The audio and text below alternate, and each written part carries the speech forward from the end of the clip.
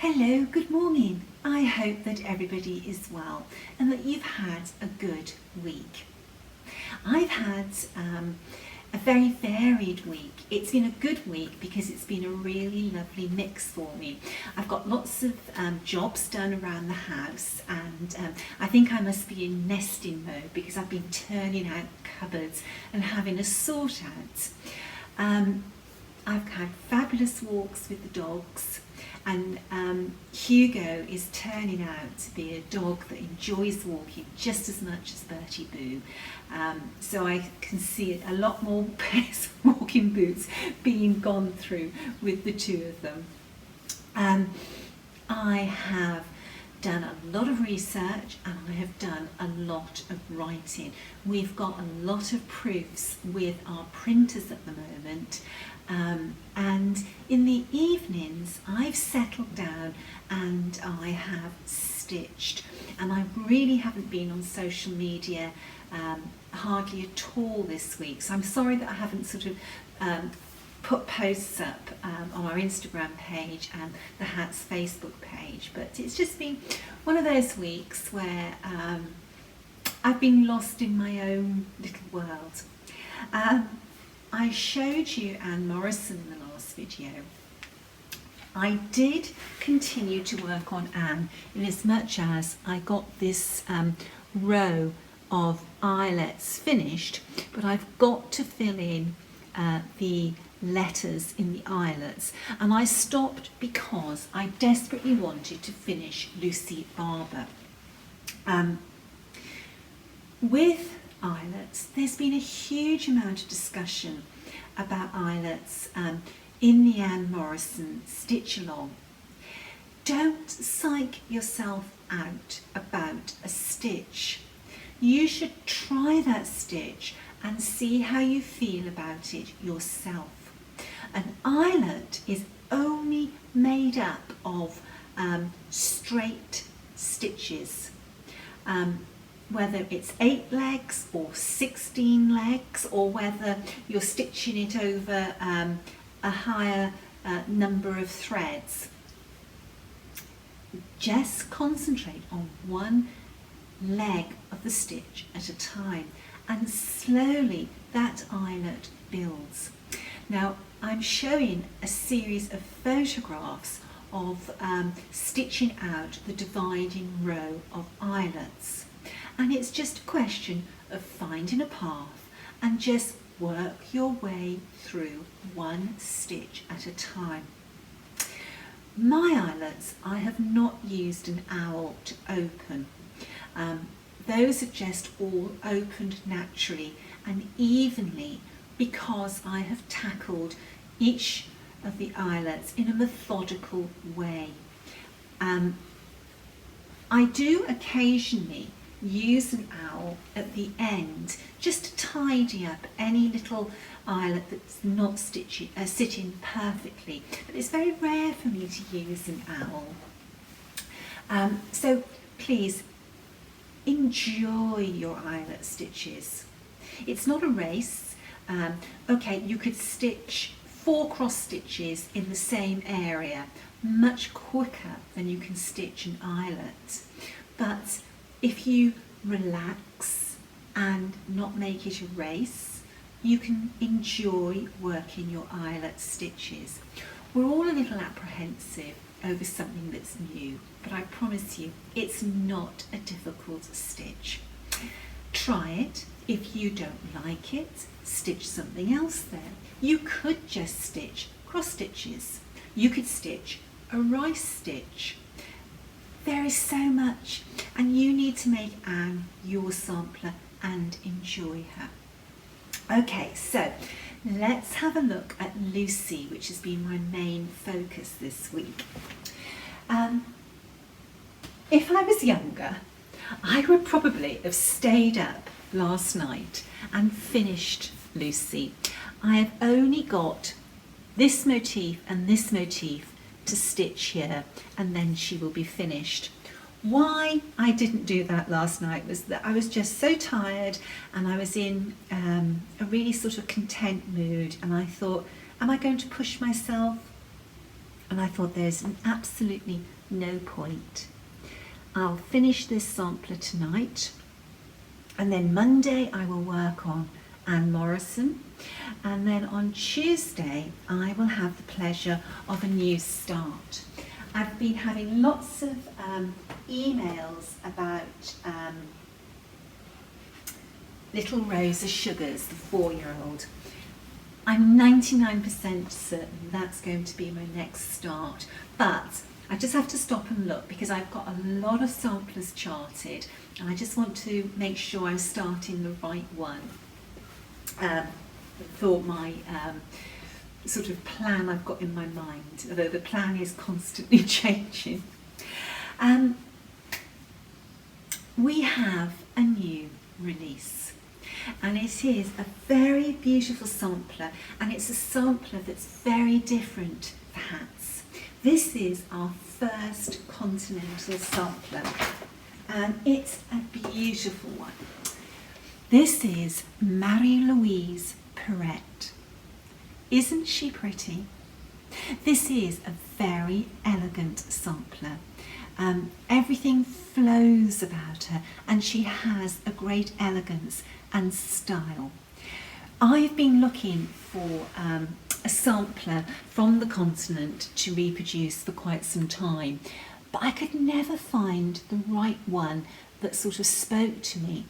And when I saw this beautiful sampler, I knew that this sampler was one that we had to reproduce.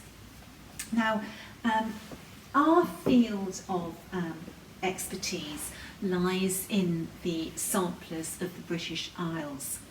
We don't know a lot about continental samplers, and we're not going to pretend that we do. We have been hampered in our research on Louise Piret through our lack of being able to speak or read French, German and Dutch. We believe that this sampler, it was either stitched in Belgium, France and Germany, but other than that we really can't give you any more information about her, other than she's just such a beautiful sampler.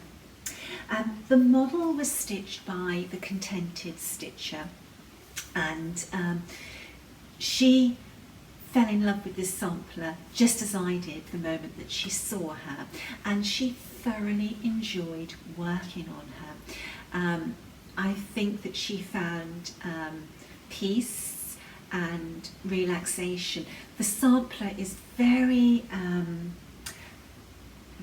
harmonious, it's very, I don't know, it's soothing in a way. When you look at it, it's very kind on the eye, and the colours are delightful. I should have had the colours. I'm just going to stop the video and go and get them. I'm so sorry about that. I am such a disorganised person when it comes to making these videos. I try to make these videos as spontaneous as possible, so it's just as if I was sitting down with a cup of coffee with a friend talking. And I suppose if I was sitting down with a friend over coffee, I probably would be dashing off getting different things to show. These are the colours. There are just 5 colours in Louise, and they're beautiful. They work so well together. I'm very partial to this colour. I use this colour a lot in the interior design of my own home. I find this colour a soothing colour and a very elegant colour. Louise is cross stitch over 2 threads, so she is suitable for stitching on Aida, Linada or linen, and no matter what your ability is, this, whether you're starting at stitching a sampler for the first time or an advanced needle worker, this is suitable for everybody. Now, Louise is a groundbreaking sampler for Hands Across the Sea samplers because she is the first continental sampler we've reproduced, but also she is being reproduced in a new format for hats. She's available as a PDF download now. She's available on the Hands Across the Sea samplers website. With the download you get our standard 4 versions. You have colour, multi-paged, black and white multi-page, and then you have colour and black and white single page. But also we're making her available in a printed format, and this is a format that we've not used before. It comes in an A5 size in landscape. The booklet is spiral bound, and this makes this very usable. You get your usual sort of background information, which I'm afraid for Mary Louise is not a lot because of our lack of knowledge of the languages that we couldn't research her properly. We think that this spiral bound version for the smaller samplers will work very, very well. You can lay it flat, you can bend it over to reduce the size, and it all flows very, very nicely. Mary Louise stretches over 4 pages, so that's the last 2 pages of the top section of the graph. You can see it comes with our quotes that we like to put. This one isn't annotated on the chart because there's no reason for any annotations. It's just all cross stitch over 2. But we do show the thread legend on every 4th page. We're very, very interested to see what you think of this new format. Some of the little gems that we reproduced in lockdown, they're just too small for us to put into the traditional Hands Across the Sea Samplers booklet. But these little spiral bound formats, these actually work really, really well. I'm not able to ship these booklets straight away. They're available for order on our website now, and I hope to be in a position to be shipping them by Wednesday, so just 3 days time. Just waiting on some extra supplies to come through. Like we need different size cellophane bags, different size envelopes, and we need all the printed booklets to arrive from our printers. There was a little hiccup. They should have been here Thursday of last week, but you know, it's COVID, everything's different, and everything's that little bit harder. So, you know, we've listened to needleworkers. We know that there is many needleworkers that like the PDFs, but we also know there are needleworkers that like to have a printed booklet. Now everything is sort of getting back to as it was, and we're vaccinated, and I'm happy to go to the post office, and I'm happy to have more people come to the house for pickups. We are going to go back through our portfolio that we released during COVID, and we're going to be putting some of the larger samplers into printed booklets for you. And what we hope that going forward we will be able to offer PDFs and printed booklets of each of our releases. We'll just see how that goes, but you know, we've always said that Sandra and I, we are needleworkers sharing our work with other needleworkers, and needleworkers' opinions are very, very important to us. Should we just have one more little look at her? She's just such a pretty sampler. She really is. She was stitched on linen from XJew Designs, and I believe that linen was, let me have a little look on the thread legend, it was marbled khaki, but this was a very light shade of marble khaki. With over-dyed linens, it's quite hard to get each dye lot exactly the same, so this is a lighter version of marble khaki, and it works so well. This is such a good match to the original sampler. The original sampler was edged in lace, and it was attached to a backing fabric, and I believe that it was used as an antimacassar or as a tray cloth to display this girl's work. Mary Louise is such a pretty name, and it's such a pretty sampler as well. We hope that you enjoy her. I've had lots and lots of questions come in this week about the sampler I showed last week, Eliza Martha Linfoot. Now, this sampler, if all goes to plan, and you never know because there's always little hiccups at the last minute, this sampler should be available to order from the 1st of June, and this sampler is intended to be the follow-on sampler for the Jane Fiddis Stitch Along group. That group of ladies and gentlemen are going to be able to continue stitching in the group, but this particular sampler. Now, we're not going to be able to have all the supplies, or I say we, the stores are not going to be able to have all the supplies for this sampler for a little while.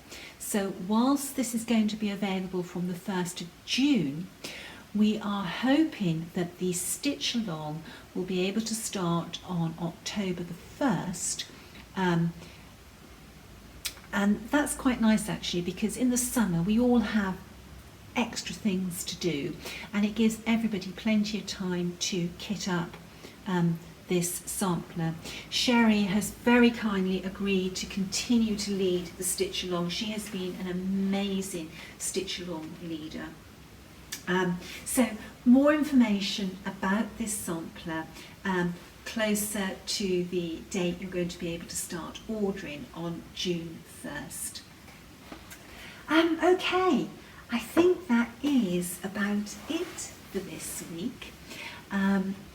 Next weekend I am hoping to have a guest join me,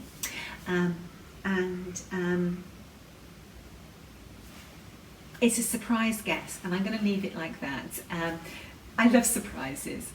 Okay, so if you'd like to order Mary Louise, please pop along to our website, and I am very, very interested to hear your feedback on our new design of booklets. We are going to still have our traditional booklets. It's time to say goodbye, so I hope that you do have a wonderful week ahead. Stay safe, stay well. Bye-bye.